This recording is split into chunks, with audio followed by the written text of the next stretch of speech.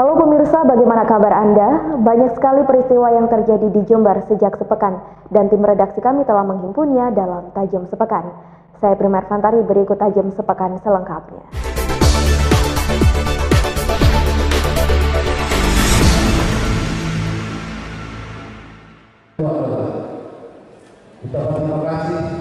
Acara yang digelar di Aula IAIN Jember ini, Polres Jember juga menghadirkan Ustadz Arifin Ilham dari Jakarta untuk turut memberikan wejangan kepada para peserta seminar. Apalagi dengan kabar beberapa waktu yang lalu tentang pelecehan dan penganiayaan terhadap ulama, sangat penting bagi masyarakat untuk menyikapi situasi saat ini. Bahwa memang ada oknum yang dengan sengaja menyebar hoax yang ditujukan kepada siapa saja, sehingga dapat memprovokasi semua pihak dan dapat memecah belah warga. Untuk itu, perang terhadap hoax sangat penting di era saat ini, karena dapat memecah belah keutuhan NKRI. Tak hanya itu, di seminar ini juga menekankan pada seluruh ulama dan pengurus masjid untuk tidak melibatkan agama dalam berpolitik, baik tokoh agama maupun tempat ibadah. Masjid besar kami undang juga. Untuk tingkat Umaro itu dari Forkopimda kami undang, termasuk Muspika kami undang, sampai dengan 3 pilar tingkat perwakilan dari para kepala desa, Babin Kamtipmas dan Babinsa. Maksud dan tujuannya adalah berkaitan dengan politisasi agama. Kita di sini kami sudah sepakat dengan para ulama, dengan para umaro bahwa tidak menggunakan agama untuk kegiatan berpolitik, gitu. Sehingga tidak terjadi keributan, apalagi sampai debat politik yang mengatasnamakan agama, gitu. Nah, hasilnya apa ini masih terjadi diskusi di dalam, ya. Nah, akan ada kesepakatan bersama seperti tidak melakukan kegiatan kampanye pada saat khutbah Jumat atau pada saat kuliah subuh atau pada saat ceramah setelah sholat tarawih, karena ini kan sudah momennya sudah masuk bulan Ramadan. Nah, hal-hal seperti ini yang sedang kita laksanakan seminar, semuanya adalah bermuara untuk menjaga kondusivitas keamanan Kabupaten Jember. Dalam acara tersebut turut hadir Wakil Bupati Jember, TNI, netizen, mahasiswa, serta anggota kepolisian Jember. Dari Kaliwates, Yudis Adi, Jember 1 TV melaporkan.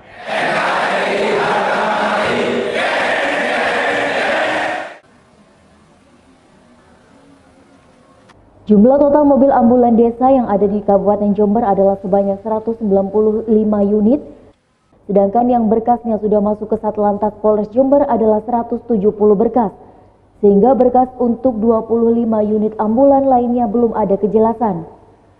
Kanit Regiden Satlantas Polres Jember Ibda Ahmad Fahmi Adiatma mengaku tidak mengetahui penyebab belum diserahkannya sejumlah berkas mobil ambulan desa tersebut. Padahal pengurusan surat nomor polisi dijamin sangat cepat asalkan berkas pengajuannya segera diberikan secara lengkap. Yang sudah masuk ke kita, yang sudah diproses oleh Satlantas pada khususnya itu sejumlah 170 kendaraan.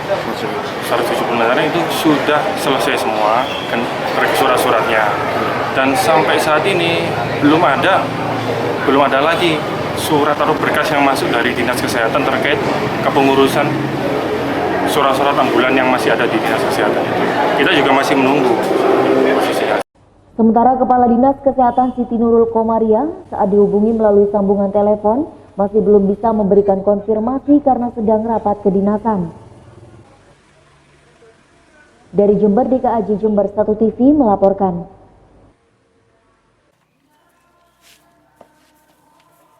Jajaran kepolisian Mapolsek Wuluhan bersama anggota TNI setempat dan juga bersama komunitas warga Wuluhan mendatangi rumah Ulil Amri, bocah 3 tahun penderita kanker mata di Desa Taman Sari, Kecamatan Wuluhan. Kedatangan para tim relawan kemanusiaan kali ini dengan tujuan memberikan bantuan dana simpatisan untuk keluarga Ulil Amri, yang mana kondisi perekonomiannya sangat minim, apalagi untuk membiayai pengobatan anaknya pun kesulitan. Semoga dengan bantuan ini dapat meringankan beban keluarga Ulil Amri. Ini kita bersama-sama datang ke penderita balita, diduga itu sakit mata. Tidak tahu penyebabnya apa, kita belum ketahui. Yang jelas kita bersama masyarakat, padan ramil, forum peduli keamanan masyarakat dan WWW yang ada di media sosial itu dalam bersama-sama bentuk kepedulian kita karena ada anak yang menderita sakit mata, butuh perhatian kita, butuh kepedulian kita. Mudah-mudahan segera sembuh dan dinas yang terkait segera menangani permasalahan ini. Itu harapannya. Dari Wuluhan, Bambang Sugiarto, Jember 1 TV melaporkan. Surat balasan dari Dinas Kesehatan dinilai masih terkesan ambigu atau membingungkan oleh Aliansi Jurnalis Independen atau AJI Jember.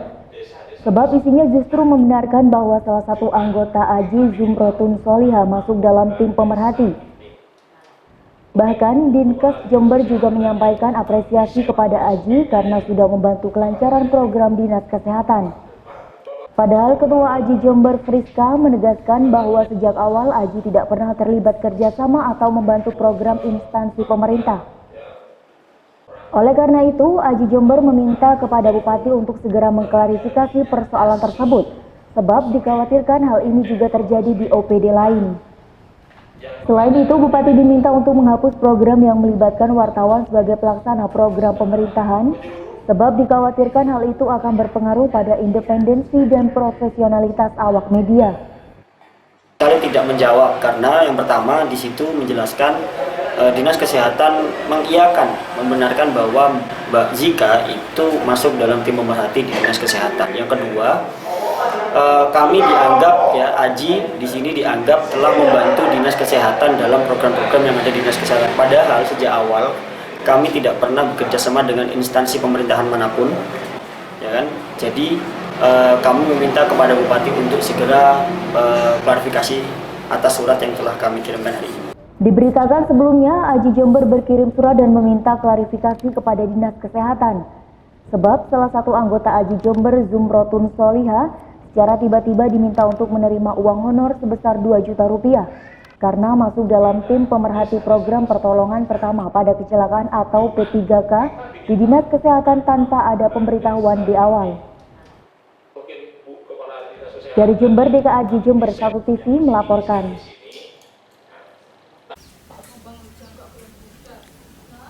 Petugas tenaga kesehatan kesejahteraan Kecamatan Ambulu bersama petugas kesehatan jiwa dari puskesmas setempat mendatangi rumah Arga Adi Pratama 27 tahun, warga Dusun Tutul, Desa Tegalsar, Kecamatan Ambulu yang menderita gangguan jiwa sejak 2 tahun yang lalu. Untuk mendapatkan penanganan yang lebih baik, petugas akan melakukan upaya rujukan ke Rumah Sakit Subandi Jember agar bisa mendapat penanganan medis lebih baik. Menurut Asmiati, ibu kandung Arga, perubahan kondisi kejiwaan anaknya tersebut diketahui sejak duduk di kelas 2 SMA. Dan setelah lulus SMA, Arga sempat bekerja di wilayah Ambulu, bahkan sempat di luar Jawa. Akan tetapi kondisi kejiwaan semakin memburuk, maka saat ini Arga tinggal bersama ibu kandungnya di Dusun Tutul, Desa Tegalsar, Kecamatan Ambulu. Kalau yang ini ya 2 tahun langsung 2 tahun. Pulang dari Kalimantan. Pulang dari Kalimantan. Di Kalimantan enggak kayak gini kerja. Memang sebelumnya memang nggak ada tanda-tanda untuk mulai sejak lahir atau nggak ada? Enggak, saya lahir enggak. SMA mulai ngelamun kelas 2 SMA. Kelas 2 SMA ngelamun sudah. Sudah mulai ngelamun. Ngelamun karena guru tuh ya, guru kan manggil. Mbak, kenapa kok anak jenengan tuh kok sering diam, diterangkan nggak mendengarkan, menghadap di sana tapi nggak jelas gitu. Mulai sejak SMA ini. SMA kelas 2. Kedepan, petugas Puskesmas Ambulu akan berupaya berkoordinasi dengan pihak terkait agar Arga pasien penderita gangguan jiwa ini segera dirujuk ke Rumah Sakit Subandi Jember dengan harapan bisa mendapat penanganan secara maksimal untuk kesembuhannya. Kalau untuk kesehatannya, kalau untuk sekarang ini nutrisinya sudah mencukupi karena pasiennya sudah mau makan, sehari 3 kali sudah mau makan. Jadi untuk selanjutnya itu bisa diobati untuk gangguan jiwanya. Tapi untuk yang 1 minggu yang lalu itu karena nutrisinya belum mencukupi, tidak mau makan selama 1 minggu, makannya sembarangan, jadi kita tidak bisa mengobati untuk gangguan jiwanya. Gangguan jiwa itu bisa diobati kalau fisiknya juga fit, nutrisinya mencukupi baru bisa diobati gangguan jiwanya. Gitu. Dari Ambulu, Bambang Sugiarto, Jember 1 TV melaporkan.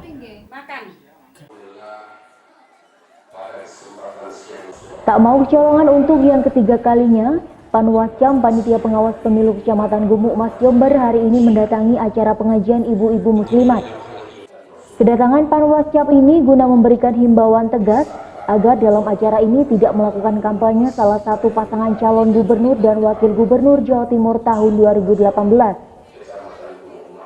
Panwascam juga menegaskan bahwa kegiatan kampanye seharusnya dilakukan oleh tim kampanye dan partai pengusung dari pasangan calon masing-masing dan harus ada pemberitahuan kepada aparat kepolisian dan Panwascam setempat. Panwascam terpaksa melakukan tindakan tegas karena Panwascam mempunyai bukti jika pengajian ibu-ibu muslimat yang sudah dilakukan 3 kali terdapat kegiatan kampanye yang juga membagikan bahan kampanye seperti stiker dan kalender dari salah satu pasangan calon. Lukman Hakim, Ketua Panwascam Gumukmas, mengatakan dirinya menerima laporan dari PPL, petugas pengawas lapangan, bahwa kegiatan pengajian di Desa Kepanjen, Purwo Asri dan Menampu ada nuansa kampanye, tidak sesuai dengan Undang-Undang PKPU Nomor 4 Tahun 2017 tentang kampanye Pilkada Gubernur, Bupati, dan Wali Kota. Kedatangan Panwascam dalam hal ini saya turun secara pribadi beserta PPL 8 desa, ya. Kami turun untuk melakukan pengawasan. Sejauh mana pengawasan itu kita lakukan, sejauh di mana Muslimat Fatayat NU mengadakan pengajian yang di dalamnya ada kemasan kampanye. Bahwa di dalam hal pengajian tersebut ada nuansa kampanye yang tidak dihadiri oleh tim kampanye, partai politik atau gabungan partai politik, dan tidak ada surat pemberitahuan kepada Polsek sesuai dengan amanah dari PKPU Nomor 4 Tahun 2017. Jika ditemukan lagi acara pengajian berbau kampanye yang tidak sesuai, Panwascam akan merekomendasikan kasus ini ke Bawaslu Kabupaten Jember untuk dilakukan penindakan. Dari Jember, Yudis Adi, Jember 1 TV melaporkan. Tiap masing-masing tim pasangan calon gubernur mendapatkan jatah di antaranya 1 spanduk di setiap desa, 10 umbul-umbul di setiap kecamatan, dan 5 baliho di setiap kecamatan. Sementara tempat pemasangan alat peraga kampanye atau APK telah disepakati dengan kedua tim pemenangan pasangan calon untuk mencegah timbulnya perbedaan persepsi. Lampiran dari titik pemasangan juga akan diberikan kepada semua pihak terkait, sehingga ketika terjadi pelanggaran pemasangan APK bisa sangat mudah untuk dideteksi dari titik yang sudah disepakati tersebut. Hal tersebut disampaikan oleh Komisioner Divisi SDM dan Partisipasi Masyarakat Ahmad Hanafi. Butuh masukan terkait dengan titik pemasangan tersebut apakah sudah sesuai dengan peraturan perundang-undangan, estetika, dan pertimbangan-pertimbangan yang lain. Semua tetap, misalnya Kecamatan Kaliwates, Patrang, Sumbersari, ada titik-titik pemasangan spanduk. Cuma di wilayah-wilayah yang terlarang, nah yaitu ya tidak kita pasang. Seperti misalnya Jalan Ahmad Yani, Jalan Trunojoyo, kemudian Jalan Kecamada. Nah itu yang tidak diperbolehkan berdasarkan peraturan Perbup. Dari Jember, DKA Jember 1 TV melaporkan. Seperti yang diberitakan media nasional sejak beberapa hari terakhir, kasus pembobolan rekening nasabah dengan cara skimming atau pencurian informasi data nasabah terus meresahkan masyarakat. Namun Bank Indonesia Kantor Perwakilan Jember belum menemukan kasus tersebut di wilayah Ekskarasidenan Besik dan Lumajang. Namun Kepala Kantor Perwakilan Bank Indonesia Jember Ahmad Bunyamin tetap menghibau kepada perbankan agar selalu mewaspadai kejadian tersebut dengan melakukan pengecekan mesin ATM dan rekening para nasabah. Selain itu, masyarakat juga dihimbau agar tidak ceroboh memberikan PIN ATM ke sembarang orang. Nasabah disarankan untuk menggunakan e-banking agar bisa memeriksa transaksi secara berkala. Khusus untuk pimpinan perbankan Sekar Kijang, kita sudah komunikasi dan mereka menyatakan selama ini belum ada dan mudah-mudahan tidak ada. Nah, tapi saya tetap yakinkan kepada mereka bahwa mereka harus melakukan hal-hal untuk menanggulangi atau memitigasi risiko yang ada.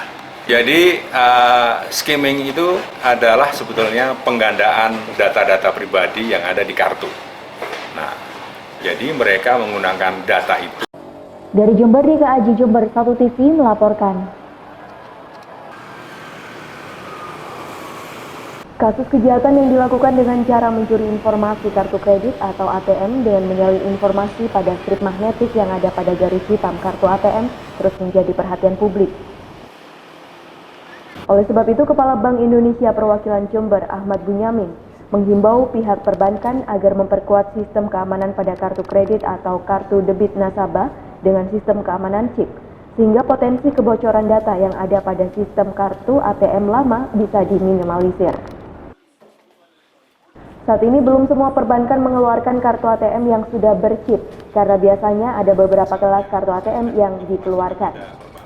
Kedepan, Bunyamin berharap semua kelas kartu ATM sudah tertera chip karena lebih sulit untuk di-skimming. Jadi skimming itu adalah sebetulnya penggandaan data-data pribadi yang ada di kartu. Nah, jadi mereka menggunakan data itu untuk mengambil uang nasabah. Nah, saya berpikir dan bahkan fokus kepada dua hal sebetulnya, nasabah dan banknya sendiri.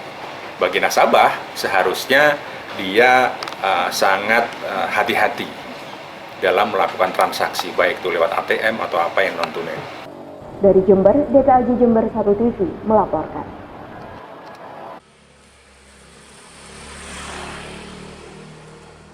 Warga perumahan Tegal Besar Permai 1 Jember memperketat penjagaan di komplek perumahan dengan berjalan kaki dari gang ke gang, sembari melihat tiap gerak-gerik pengendara roda 2 yang selama ini melakukan teror kepada ibu-ibu rumah tangga.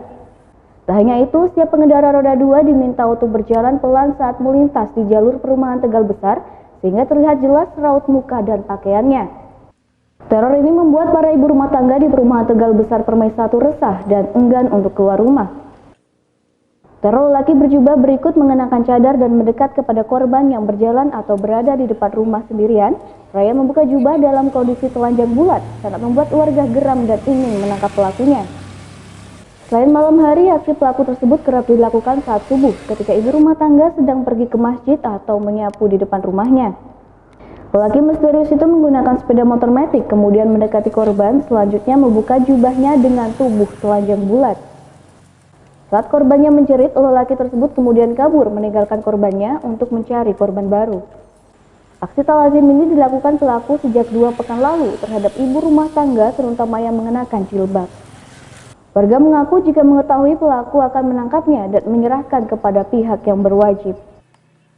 Naik sepeda, habis itu kalau ada ibu nyapu itu, dia tuh langsung buka apa itu namanya, jubah. Akhirnya ibu-ibu takut warga sini. Nah itu bukan di sini aja sebenarnya, itu di Tegal Besar perumahan lain tuh sebenarnya sudah ini agak lama lah, tapi ya ini belum tertangkap. Nah, seperti itu Pak. Kenapa telanjang bulat atau gimana? Ya telanjang Pak, ya sampai kelihatan kemaluannya itu Pak. Jadi ya kami ya warga sini ya harus ini Pak, harus berjaga-jaga Pak, seperti itu Pak. Dari Jember, Yudisadi, Jember 1 TV melaporkan.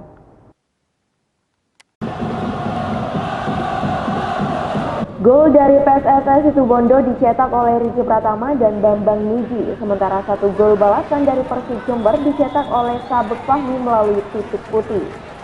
Permainan Persib proyeksi Liga 3 ini terlihat beberapa kali kehilangan bola dan melakukan kesalahan mendasar seperti salah mengoper dan gagal memanfaatkan peluang.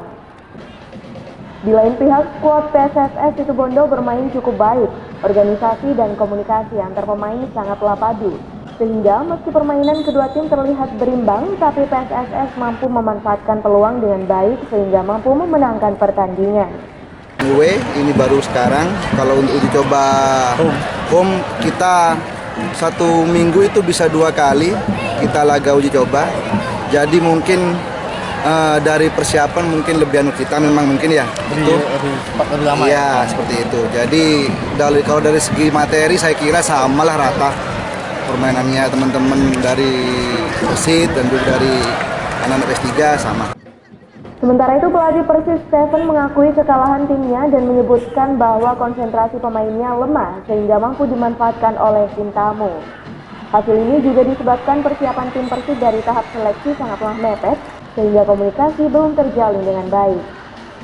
Namun pihaknya akan melakukan evaluasi dan yakin tim Persib ini mampu menunjukkan progres positif ke depannya. Bagaimana? Bukan jumlah latihan kasih itu bagus. Tapi tidak apa-apa Mas, ini juga evaluasi, mumpung masih uji coba. Nanti kompetisi kita udah lebih baik daripada uji coba. Dan persiapan kita memang saya akui sangat-sangat kurang Mas. Tahu-tahu kita udah diagendakan uji coba lawan berat-berat juga. Itu jadi masalah buat kita. Nah, karena ini Mas, kita dituntut untuk melawan tim-tim yang sudah jadi. Seharusnya kan dari awal kan dari bertahap, mulai tim-tim yang kecil dulu, ringan, sedang. Oke, waktu kita siap, kita lawan tim yang kuat. Tapi kita udah dituntut melawan tim-tim yang sudah seperti 3 juga. Tapi ya, saya juga memanfaatkan atau mengoptimalkan situasi yang ada. Dari Stadion Jember Sport Garden, Yudi Sadi, Jember 1 TV melaporkan.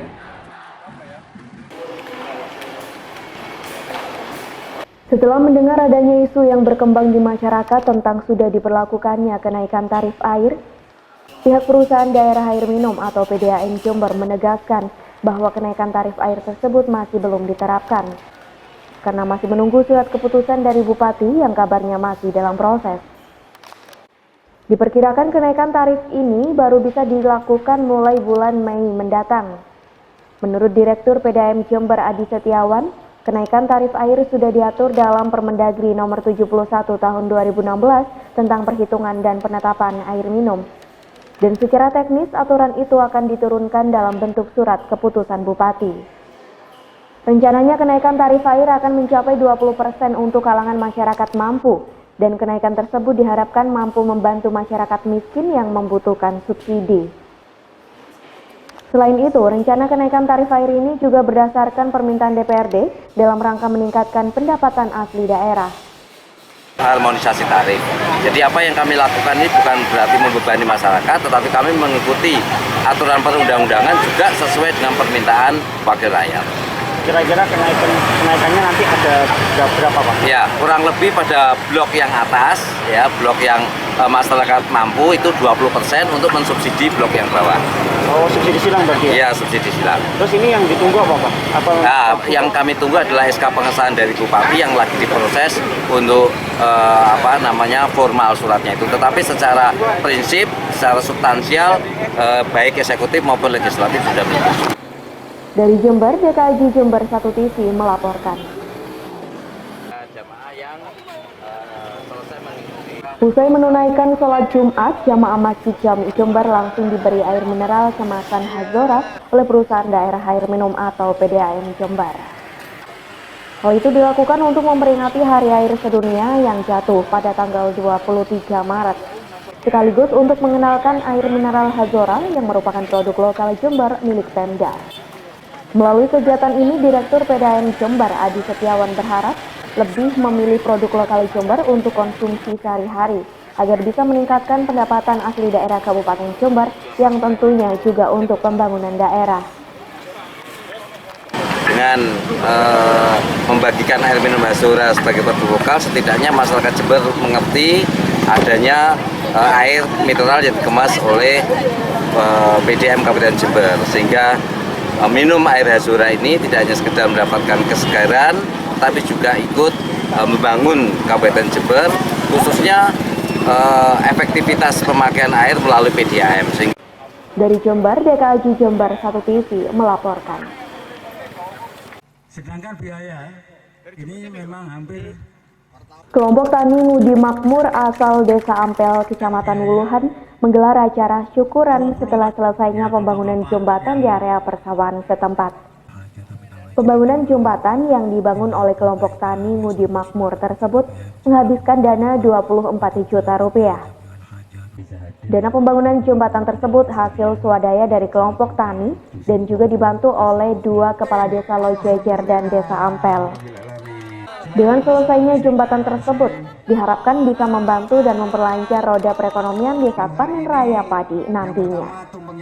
Saya sangat gembira sekali bersama masyarakat bahwasannya pembangunan jembatan ini atas swadaya masyarakat dan didukung oleh 2 kepala desa, yaitu Ampel dan Lujeje.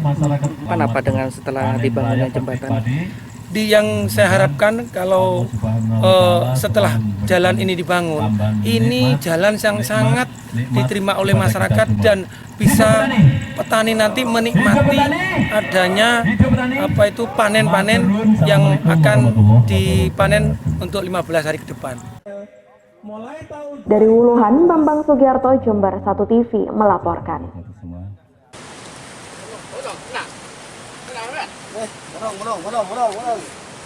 Dengan kualitas biji kopi yang baik dan diambil langsung di lereng Gunung Argopuro ini, tentunya memiliki rasa yang pekat dan sangat digemari oleh penikmat kopi.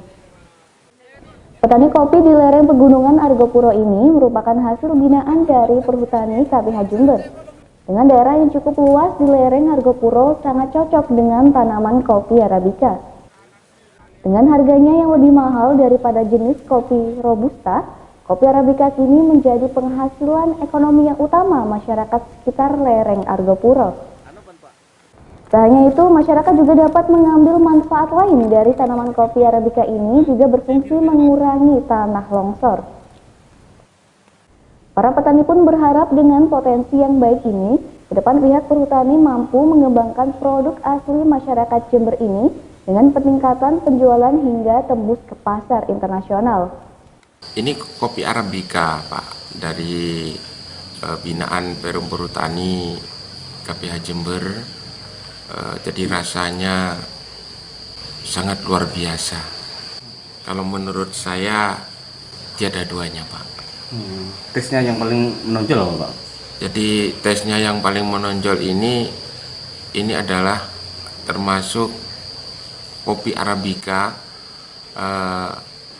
hasil daripada penelitian kopi yang disosialisasikan kepada petani, khususnya di daerah lereng Gunung Argopuro, tepatnya di jalur menuju ke air terjun Rengganis, Bapak. Ini selain dikonsumsi mungkin juga dilempar ke masyarakat, benar Pak? Selain dikonsumsi, ini juga yang jelas dijual, Pak. Dijual, dipasarkan, juga mengikuti hasil daripada binaan daripada Perum Perhutani KPH Jember. Kedepan Perhutani KPH Jember juga merencanakan sinergitas yang lain dengan warga setempat, yakni menyandingkan pesona wisata alam Gunung Argopuro dengan produk asli setempat, sehingga bisa memberikan keuntungan yang lebih baik kepada masyarakat maupun perhutani.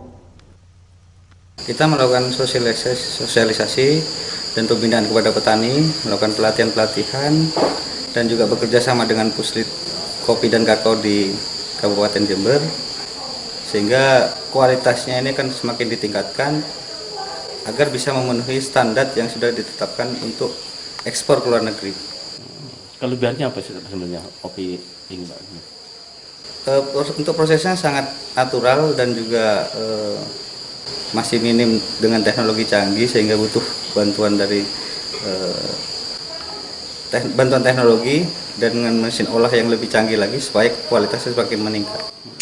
Pak, itu namanya para petani juga berharap agar pemasarannya menjangkau ke luar negeri, gimana itu sebenarnya, ada solusi nggak barangkali? Kami juga menggandeng dengan stakeholder seperti Bank Indonesia dan juga para eksportir kopi, sehingga bekerja sama produk dari petani ini bisa dijual ke pasar luar negeri.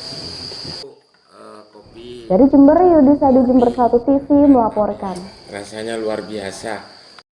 Sayang sekali informasi tadi sekaligus menutup jumpa kita dalam Tajam Sepekan edisi hari ini.